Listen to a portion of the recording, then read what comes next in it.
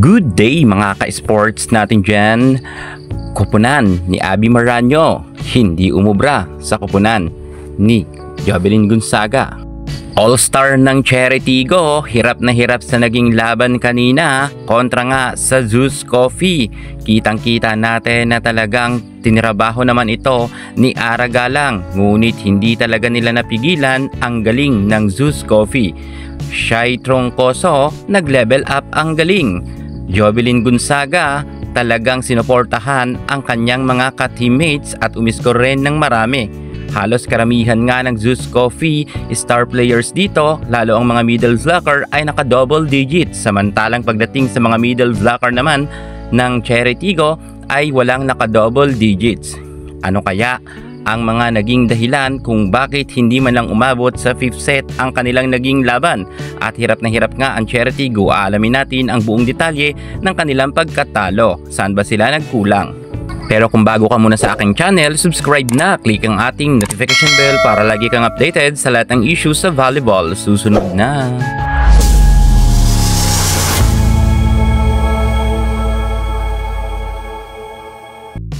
Zeus Coffee, ginulat ang veteranang team na Cherry-Tigo kung saan hindi nga ito sa kanila umubra.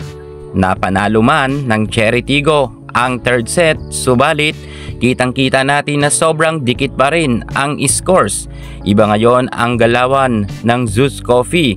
Mukhang nag-level up ang lahat ng mga players dito at talagang kinakabog nga ang mga malalakas na team. Well, hindi na tayo magugulat na matatalo nila ang kupunan ni Ara Galang kung saan nga ang Choco Mucho at ang Creamline Cool Smashers ay talagang pinahirapan ng Zeus Coffee. Pero pagdating naman sa Cherry-Tigo, ang Cherry-Tigo naman ang hirap na hirap. Ang Cherry-Tigo kung tutuusin ay malakas na team rin dahil tinalo nga rin nila ang PLDT, isa sa mga malakas na team. Pero pagdating dito sa Zeus Coffee ay tiklop nga ang kupunan ni Abby Maranyo at hindi man lamang nakaporma ang mga players dito.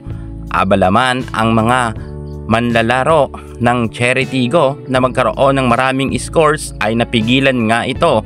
Nakalusot man sila sa third set pero hindi na nga ito umabot pa sa 5th set dahil pinataob na nga sila pagdating sa 4th set.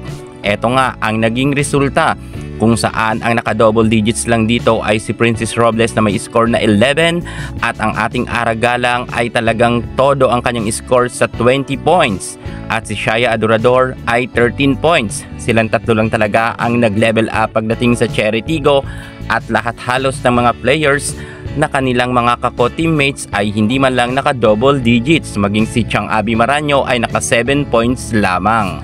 At ang ibang mga players na backup ay halos sobrang baba nga ng naging scores. Hindi kagaya sa mga players ng Zeus Coffee na halos karamihan dito ng mga star players ay nagkaroon ng double digits. At syempre, namayagpag talaga dito ang mga diskarte rin ng kanilang setter at naging player of the game pa nga ngayong gabi. Pero syempre, mukhang natalo sila dahil si Cha Karandang kasi ay hindi rin nakapaglaro. Si Karandang, kung matatandaan natin, ay nagiging player of the game rin tuminsan at tumatabo rin ng malaking score ito at pumupuntos. Pero sa kasalukuyan ay hindi nga nakapaglaro kung kaya walang naging katulong itong si Ara Galang. Pero itong si Jovelyn Gonzaga, sobrang halos lahat ng kanyang mga kako-teammates ay talagang pumuntos. Lalo na nga itong si Chini Arroyo at itong si Troncoso.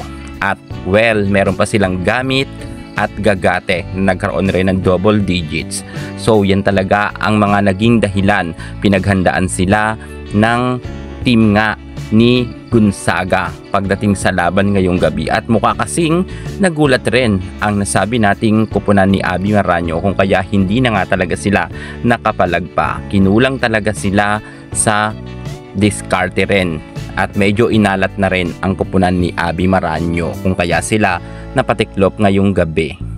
Well, gayunpaman, good fight pa rin ang ipinakita ng kupunan ni Chang Abby Maranyo, lalo na si Ara Galang na kung saan naka 20 na puntos nga ngayong gabi. Siguro hindi pa nila panahon ngayon para matalo ang Zeus Coffee. Abangan na lang natin sa mga susunod na games. Yan muna ang pinaka-latest natin sa mundo ng volleyball. Thank you so much. God bless.